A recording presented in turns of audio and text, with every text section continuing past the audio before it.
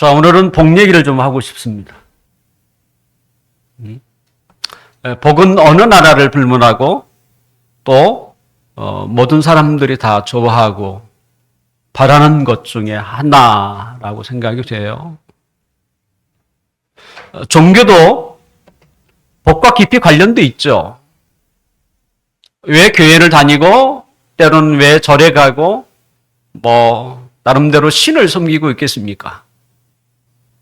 그것은 복과 관련돼 있겠죠. 복. 이 세상에 사는 동안 복을 받으며 살았으면 좋겠다. 내 힘으로 안 되니 종교의 힘이라도 좀 빌려보자. 이런 마음으로 종교를 선택하고 또 신을 믿고 그러는 것입니다. 기독교도 예외가 될 수는 없겠죠. 성경에는 복이라는 단어가 정말로 많이 나옵니다. 일일이 제가 헤아려 버리지 못했지만 넘쳐날 만큼 복이 많습니다. 예수님이 가르친 그 내용 중에 이 말씀은 믿는 사람이 됐든 믿지 않는 사람이 됐든 정말 귀하다라고 생각할 만한 이런 가르침이 있는데요. 이 가르침이 산상수훈입니다. 근데 이 산상수훈의 시작이 뭐냐면 심령이 가난한 자는 복이 있나니 이 복으로 출발하고 있다는 거예요. 그만큼 복은 인간에게 있어서 받기를 원하는 것, 또 항상 그 복 안에 누리기를 원하는 것이라고 말할 수 있죠. 하나님을 믿지 않는 사람일자라고 할지라도 제가 목사로서 복을 위하여 기도하면 거절하는 사람이 없어요. 참 신기하게. 하나님, 예수님을 싫어했던 사람도 제가 복을 이렇게 비는 기도를 하면 다 좋아하세요. 또 우리가 빈말이라고 할지라도 복을 많이 받았으면 좋겠습니다 라고 하는 그 말조차 듣기를 좋아해요. 그만큼 우리는 복을 갈망하고 있고 또 복을 사모하고 있다 이렇게 말할 수 있습니다. 하지만 너무 복만 외치면 또 더군다나 기독교 안에서 복만 외치고 복만 생각한다면 우리는 그것을 기복신앙이라고 부르지 않습니까? 그게 다가 아니죠, 사실은. 자, 오늘 본문에도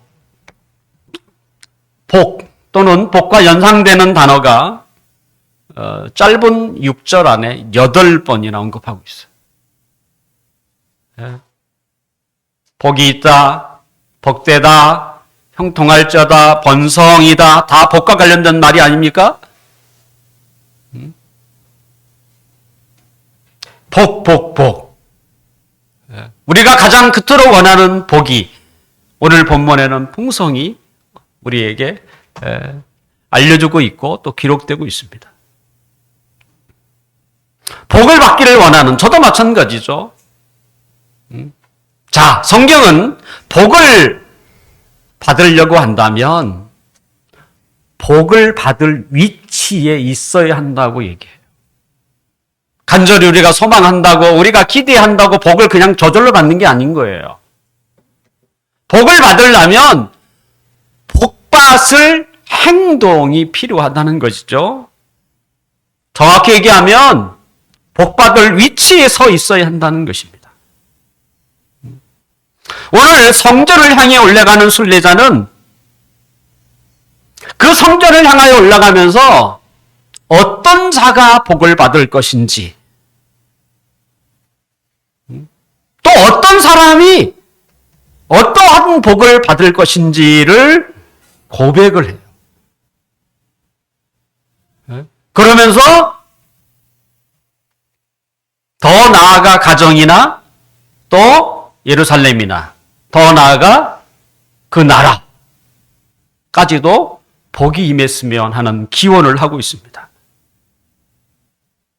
자, 어떤 위치에 있어야 우리가 이런 놀라운 복을 받을 수 있을까? 오늘 본문 1절을 함께 읽어볼까요? 시작. 여호와를 경외하며 그의 길을 걷는 자마다 복이 있도다. 여호와를 경외하며 그의 길을 걷는 자마다예요. 모든 사람이라는 거예요. 이 조건에 맞으면 그에게 복이 있다. 그 다음에 4절을 한 번 더 볼까요? 4절. 4절. 한 번 더, 4절 시작. 여호와를 경외하는 자는 이같이 복을 얻으리로다. 여호와를 경외하는 자는 이같이 복을 받으리라. 결국 성경이 약속하고 있는 복을 받을 자는 누구인가? 그 조건은 여러 가지가 아닙니다. 한 가지입니다.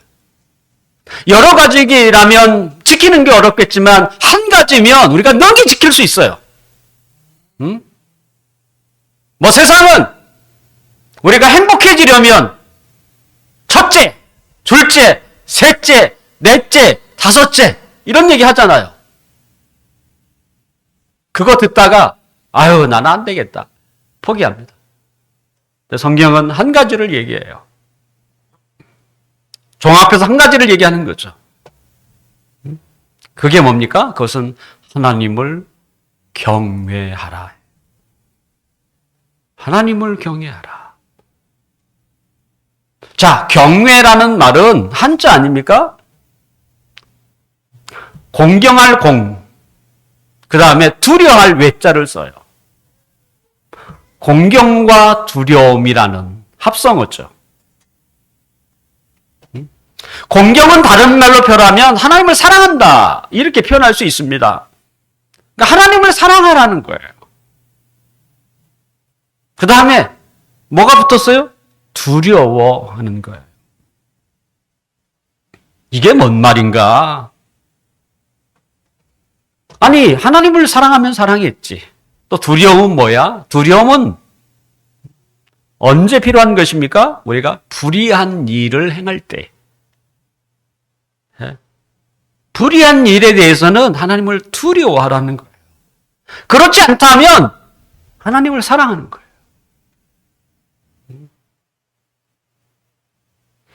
결과적으로 하나님을 사랑하는 거예요. 하나님을 사랑하면 하나님이 복을 준다는 거예요.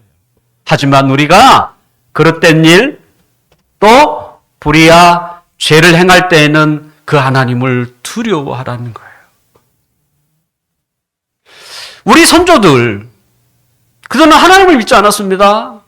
아직 이 땅에 기독교가 전해지지 않았을 때에.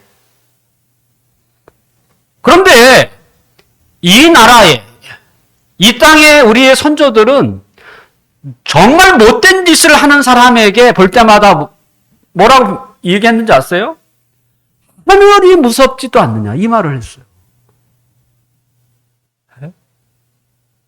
하나를 두려워한다면 그렇게 악을 행하지 않는다는 거예요.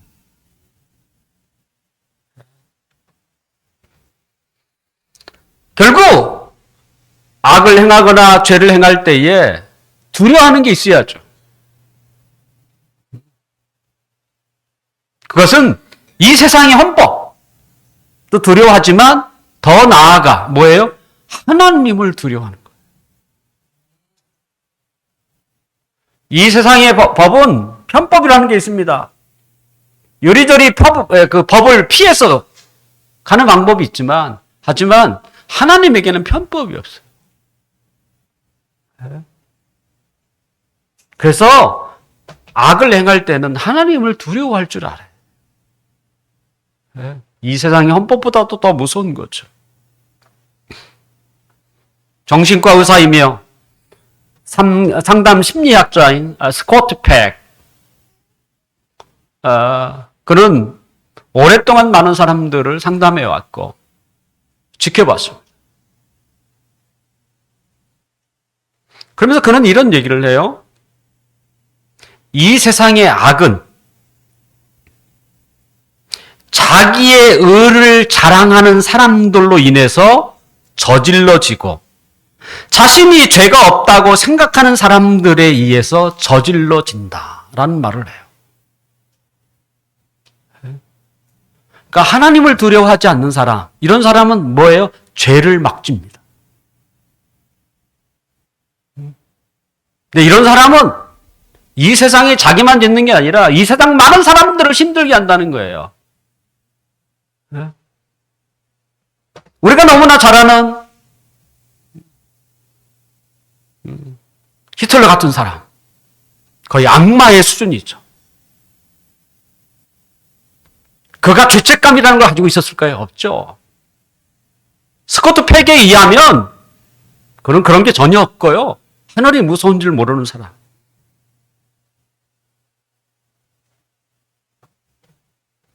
사람이 죄책감을 가지면 교만하지 못한다고 합니다. 그래서 너무 당당한 사람. 죄책감이 없을 만큼 너무 당당하면 그는 교만해지기 시작하는 거예요. 우리 주위에 교만한 사람 보신 적 있나요? 이상하게 그 사람들의 특징은 뭡니까? 자신 안에 있는 들보는 보지 못하고 다른 사람의 티만을 그게 크게 보고 있는 사람이라는 거야. 그러니까 전혀 자기를 느끼지 못해요. 조금만 시선을 자신에게 돌리면 그렇게 교만할 수가 없다는 거야. 결국 하나님을 두려워할 줄 알면요, 일명 그렇게 건방 떨지 못합니다. 하나님이 보이지 않으니까 막 나가는 거죠.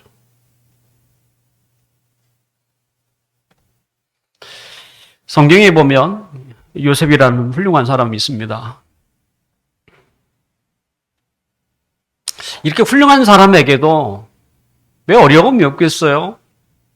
더군다나 좀 잘생겼나 봐요. 그러니까 여성들의 뿌리치기 쉽지 않은 유혹도 많이 받았습니다. 요셉이 보디발이라고 하는 집에 종으로 있을 때입니다. 너무나 잘생기고 더군다나 하는 일마다 너무 잘해. 그러니까 능력도 있다는 얘기죠. 그러니 누구의 눈에? 주인의 아내의 눈에 들어온 거야. 그래서 요셉을 늘 유혹을 합니다. 그때마다 요셉은 뿌리쳐요. 하지만 뿌리치면 뿌리칠수록 그 유혹의 손길은 더 강해지죠. 그런데 요셉은 어떻게 해서 이 주인의 부인의 그 집요한 유혹에 넘어가지 않았을까?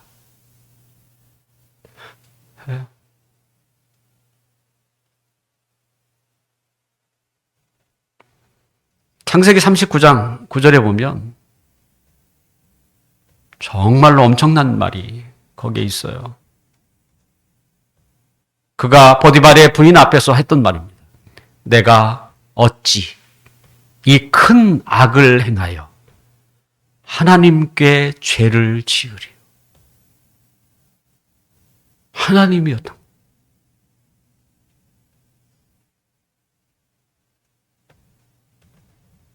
자기가 모시는 주인 보디발이 아니에요. 그보다 더 높은 하나님이 두려워. 하나님이 보시는데 내가 어떻게 죄를 범하겠는가?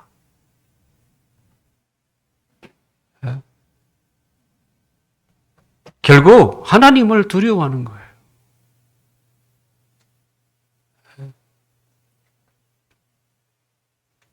하나님을 경외한다는 말은 하나님을 사랑한다는 것입니다. 그리고 죄에 대해서는 그분을 두려워하는 것이죠. 오늘 순례자는 하나님을 경외하는 자를 길로 표현하고 있어요. 1절이 그렇게 되어 있는 거죠.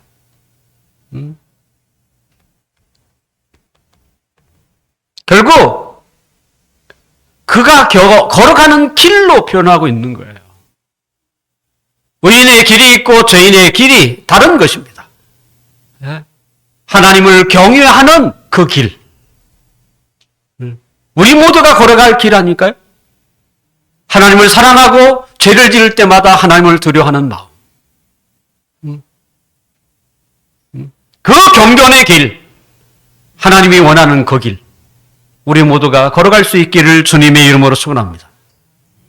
하나님을 경외하는 자에게 복이 있는 것입니다. 오늘 1절이 그렇게 소개하고 있고 4절이 그렇게 소개하고 있는데 1절은요.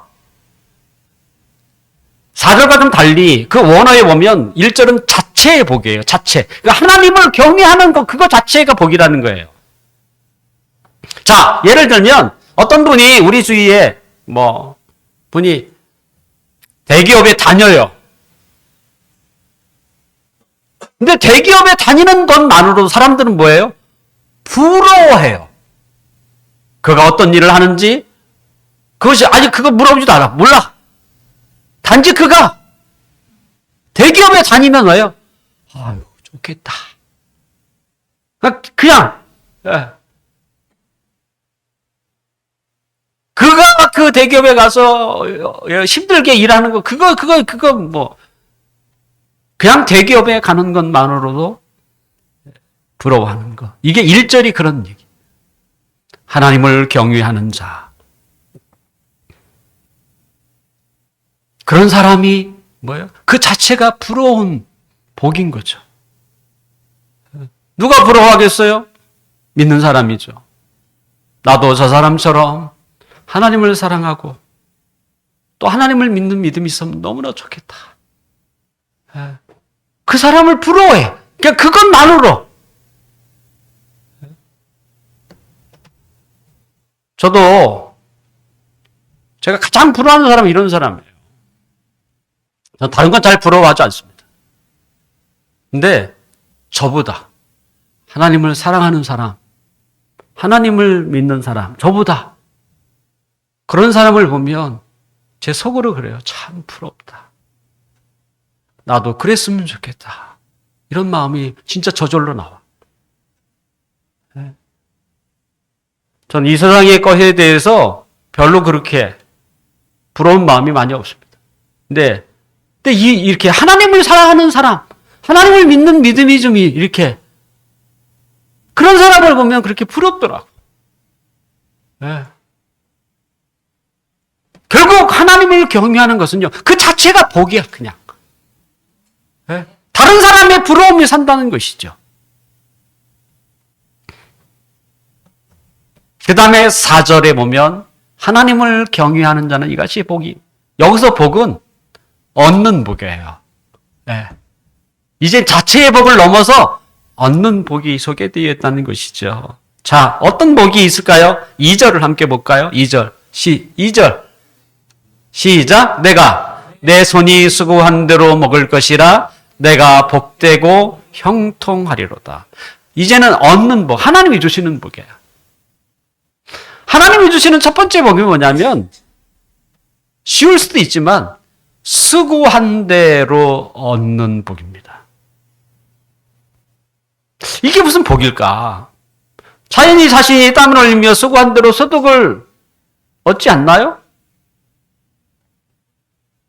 로또와 같은 불로소득이 아닌 이상 직접 자신이 손이 소개되어 있잖아요.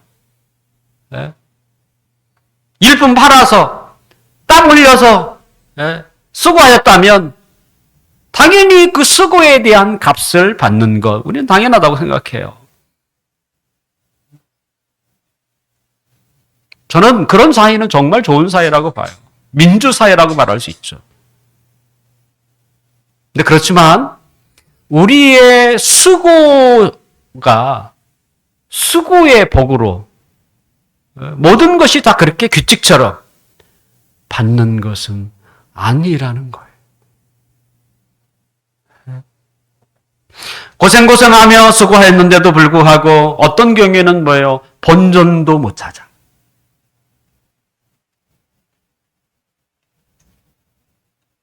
그런 일이 우리 가운데 적지 않아요. 한마디로 뭡니까? 헛수고한 거야. 내가 100만 원 어디다, 그죠? 100만 원어치 수고를 했는데 100만 원은커녕 그보다 훨씬 못 미치게 그것을 얻었다면 그것은 우리의 수고가 뭐가 돼요? 헛수고가 되는 거예요. 자, 지금 성전을 향하여 올라가는 그 순례자가 살던 시대에는 농경 시대입니다. 농경. 부지런히 땀을 흘려야 하면 땀의 대가를 받을 수 있는 그런 시대예요. 그런데 아무리 밭을 일구고 풀을 뽑고 땀을 흘렸다고 할지라도 만약 하늘에 비가 내리지 않는다면 또 햇볕이 적절히 씌어주지 않는다면 수확을 얻을 수가 없어요. 더군다나 병충해라도 한번 오면 아예 수고한 모든 것이 한순간에 헛수고가 됩니다.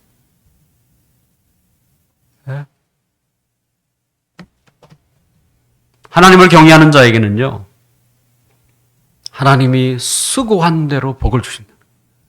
이게 사실은 엄청난 복인 거예요. 이게 헛수고하는 경우가 없다는 거예요. 그러니 이게 복 아닙니까? 저는 농사를 지어본 일이 없습니다.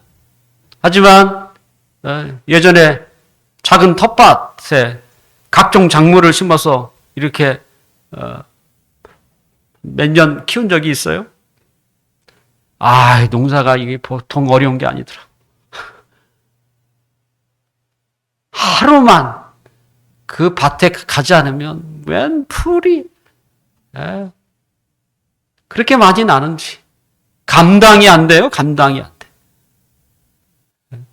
지금은 여러 가지 농기구가 편리한 농기구가 있어서 조금 수월할지 모르지만 제대로 된 농기구가 없이 농사를 짓던 당시 그러니 얼마나 고단하겠어요. 아침에 일찍 일어나서 밭에 나가야 되고 논에 나가야 되고 저녁 늦게까지 매일 나가지 않으면 안 될 만큼 우리 예전에 다 그랬잖아요.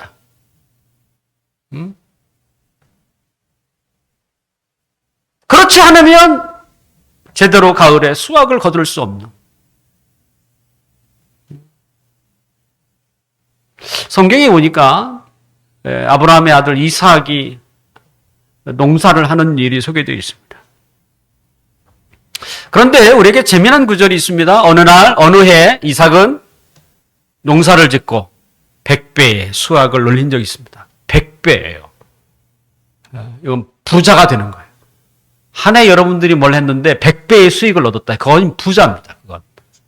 근데 성경은 이렇게 되어 있습니다. 창세기 26장 12절에 보면 이삭이 그 땅에서 농사하여 그 해에 100배나 얻었고, 근데 그 다음 구절이 중요해요. 여호와께서 복을 주심으로.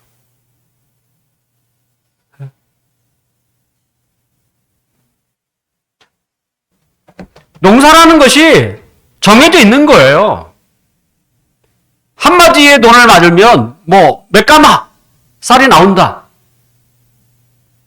네 가마 저는 잘 모릅니다만 늘 네 가마 정도 나왔는데 100배 나왔다. 그러면 이건 엄청난 거예요, 사실은. 근데 누가요? 하나님이 복을 주셨다.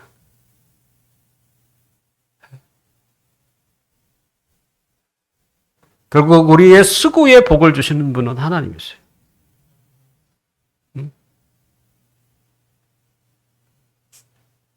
헛수고하는 일이 없다는 거예요. 그러니까 하나님을 경외하는 자는요, 헛수고하는 일이 없다는 거야. 그러니 얼마나 우리가 마음이 편합니까?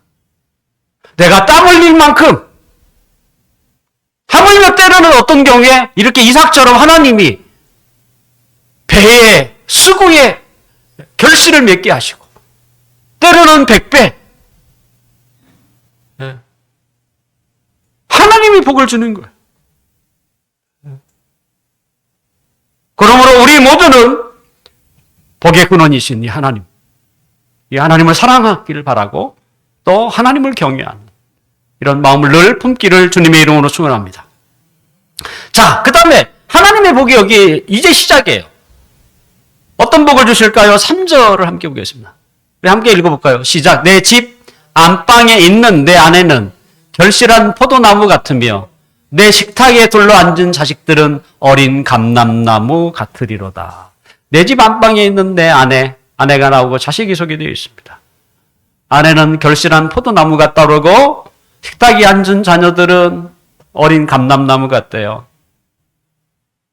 이 포도나무와 감람나무는 이스라엘에서 굉장히 귀한 유실수예요. 따먹을 수 있는 이런 나무들이에요. 더군다나 이스라엘의 포도는 달기로 굉장히 유명합니다. 지금도 그렇게 유명해요. 이스라엘의 포도는. 또 감람나무는 올리브 나무 아닙니까? 거기에 올리브를, 그죠? 감람류가 올리브 아닙니까? 네. 감람나무가 30m 자랍니다. 거기에서 올리브를 만들 수 있는 이 열매가 맺히는 거죠. 올리브는 굉장히 우리 현대인에게 있어서도 그 효능이 탁월합니다. 뭐 혈압, 당뇨에서부터 심장질환, 하물며 항암작용, 체질 개선. 이 올리브가요, 효능이 뭐 한쪽이 아니라 다방면에 우리의 몸에 미치는 게 올리브예요. 그래서 실제 올리브를 많이 이용합니다. 감람나무죠.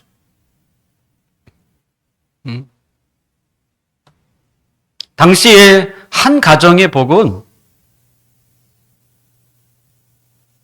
많은 자식이었어요. 그때는 그랬어요. 자식이 많으면 복을 많이 받은 거야. 결국 자녀의 수가 곧 번성의 복이었던 거죠. 그런 시대의 아내는 결실한 포도나무라고 표현했어요. 그러니까 풍성한 열매를 상징하는 것이죠. 또 식탁에 둘러앉은 자녀를 어린 감람나무라고 했어요. 그가 자라서부터 20-30m 이제 클 텐데, 이 말은 뭡니까? 그것은 왕성한 생명력을 뜻해요. 그 어린 감람나무, 이제는 작지만 그 생명력이 커져서 나중에 20-30m의 높은 큰 나무가 되는. 결국 하나님을 경외하는 가정은 하나님이 복이 그곳에 넘친다는 것을 표현하고 싶었던 거예요. 우리가 현대적으로 생각하면 그 가정이 건강하고 그 가정이 화목하고 그 가정이 평안하다는 것이죠. 그리고 그 가정이 하는 일에 하나님이 함께 하시는 그 복이 있다는 얘기죠. 결국 하나님을 경유하는 것, 왜 그것이 좋느냐라고 누군가가 우리에게 묻는다면 저는 과감히 범사에 좋다고 말씀을 드릴 수 있습니다. 그러니까 어떤 한쪽에만 좋게 하는 게 아니에요. 하나님을 경외하면 우리의 육체의 건강도요, 하나님이 관리를 하세요. 그 다음에 생활의 질서예요. 질서. 그 삶의 질서가 있어. 질서. 무료하게 헛되게 보내는 이런 시간이 아니라 뿐만 아니라 그가 가지고 있는 인격의 수양, 그가 가지고 있는 지성, 그가 가지고 있는 감성, 그가 가지고 있는 삶의 의지, 이게 균형이 있어요.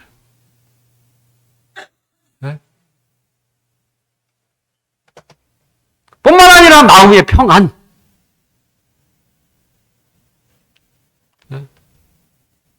또 사업의 복,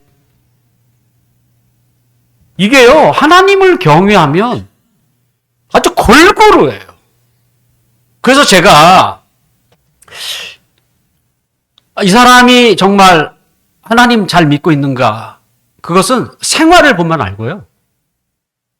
생활을 보면 알아요. 뿐만 아니라 하물며 뭐예요? 예. 그 사람의 방을 들어가 보면 안 돼요. 예. 요즘 하나님을 믿지 않는 그 학자들도 뭐라고 하냐면 그 사람의 방을 딱 보는 순간 이 사람을 평가한대요. 예. 그 방이 쓰레기면 이 사람의 삶도 쓰레기인 거예요. 예. 예. 아니, 세상의 학자들도 그렇게 평가해요.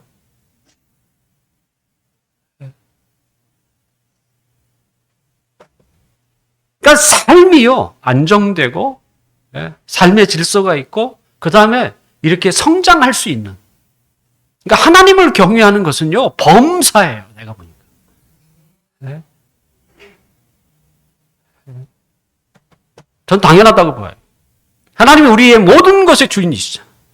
내가 그 하나님을 경외하는데 하나님이 가만히 계시겠냐고요. 간섭하신 거예요. 하게 하시고, 할 수 있게 하시고. 그래서 날로 내 삶을 윤택하게 만들어 가는 거.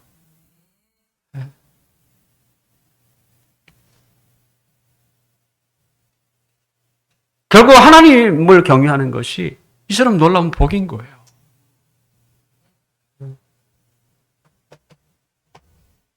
또 하나님을 경외하는 자에게는 아까 수고의 복을 얘기했고 또 가정의 복도 얘기했습니다만 이제 어떤 복이 남아있을까라고 할 때 오늘 5절, 6절을 함께 더 봅시다. 5절과 6절 시작. 여호와께서 시온에서 내게 복을 주실지어다. 너는 평생에 예루살렘의 번영을 보며 내 자식의 자식을 볼지어다. 이스라엘에게 평강이 있을지로다. 내가 수고한 그 수고의 값 결코 헛수고가 없다는 말입니다. 이건 엄청난 것입니다. 그리고 가정, 사회와 나라와 교회의 근간이라고 할 수 있는 가정에 복을 주시는 분.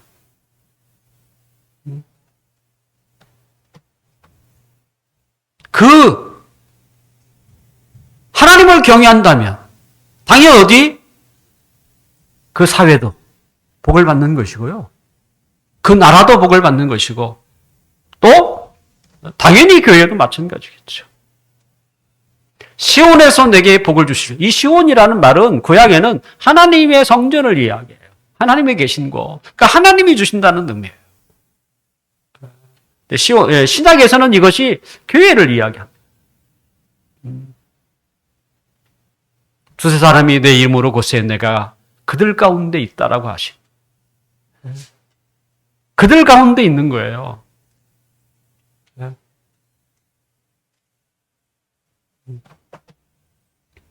한 사람에게 있는 게 아니고 내가 그들 가운데, 영어로는 어몽이라고 하는데 그들 가운데 계시는 거예요. 그게 교회예요. 성도들끼리 서로 교제하는 그 자리에, 함께 기도하는 그 자리에, 함께 섬기는 그 자리에, 그곳에 하나님이, 주님이 시너지로 계세요.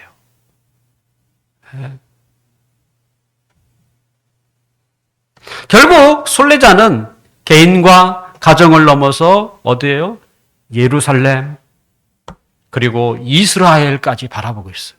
그건 너무나 당연한 거 아닙니까?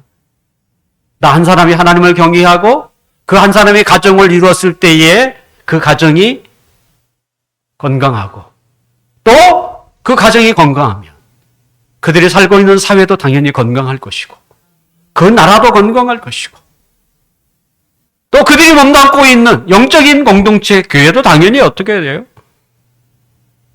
거룩한 교회요? 영광스러운 교회로 하나님이 은혜 베푸시는 교회로 되지 않겠습니까? 우리가 2024년을 시작하면서 부흥과 변화와 성장이라고 하는 이런 마음을 품고 기도하고 있습니다. 그게 다른 게 아니에요, 사실은. 하나님을 경외하는 것이에요. 그게 부흥이에요. 우리 교회에 교회의 지체들 한 사람 속에 이제 하나님을 경외하는 마음들이 새롭게 북두어지고 함께 그런 운동들이, 거룩한 운동들이 일어날 때 그것이 우리 각 사람에게 이 공동체의 부흥이 시작되는 거예요. 막 하나님을 사랑하는 사람들이 막 점점 많아지고, 그 같은 사람들이 함께 모일 때에 그 은혜가 시너지 효과가 더 커지고, 그리고 그들이 하나님의 말씀을 사모하고 그 말씀을 듣고 세상에서 그 말씀에 순종하려고 애쓰고, 이게 변하고, 그런 교회가 얼마나 아름답고 그런 교회가 얼마나 영광스럽고, 이런 교회에 어떻게 하나님의 은혜를 주시지 않겠습니까? 결국 우리 한 사람 그리고 우리 공동체가 변화하면 하나님이 그 교회에게 복 줄 수밖에 없어요. 그게 성장의 은혜 아닙니까? 그러므로 부흥과 변화와 성장은 몇몇 사람들의 기대가 돼서는 안 돼요. 우리 모두가, 교회에 속한 모든 지체가 함께 나아가야 할 기도 제목이고 우리의 삶이어야 한다는 거예요.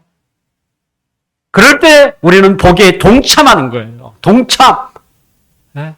다른 사람들은 이 복 가운데 함께 머물러 있고 그런 복을 누리려고 하는데 거기에 낙오자가 있고 그곳에 제외가 된다면 얼마나 억울한 일이겠냐고요.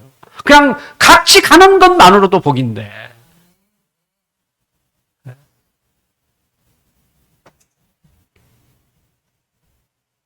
이 사회를 지탱해 주는 것. 많은 사람들은 막강한 군사력과 풍부한 경제력이라고 얘기합니다. 실제 국가 경쟁력은 군사력 그리고 경제력을 가지고 순위를 뽑습니다. 그런데 하나님이 보시는 건 좀 달라요. 하나님은요, 하나님을 경외하는 숫자에 있습니다.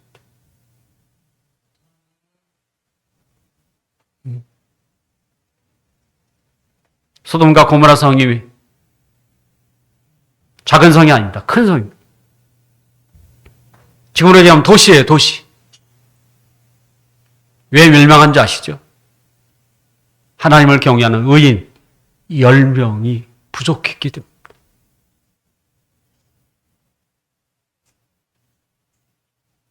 결국 하나님을 경외하는 의인이 그 사회를 지탱하는 거예요.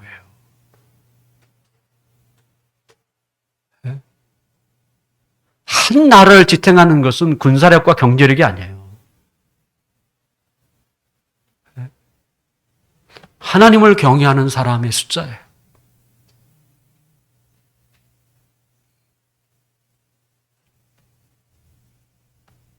개인이나 가정이나 사회나 교회나 그리고 자식의 자식 후손도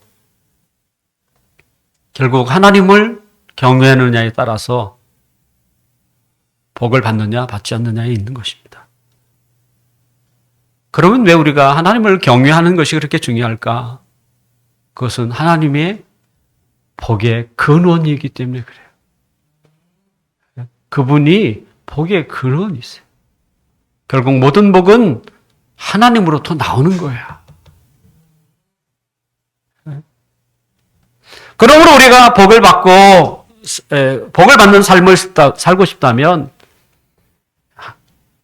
하나님을 경외하며 살아가야 하는 거예요. 다른 게 아니에요. 하나님을 사랑하는 거예요. 하나님을 우선 두는 거죠. 그리고 죄에 있어서는 하나님을 두려워하는 거죠.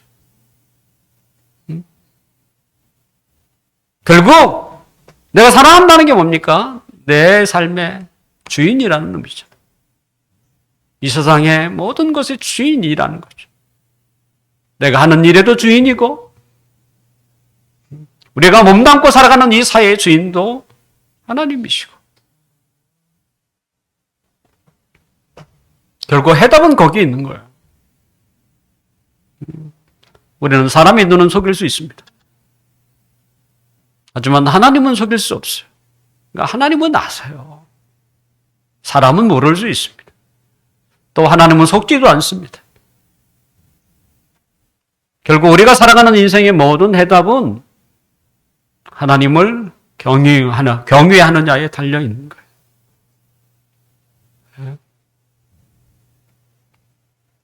하나님을 여러분 경외하고 계십니까? 하나님을 사랑하고 계시나요?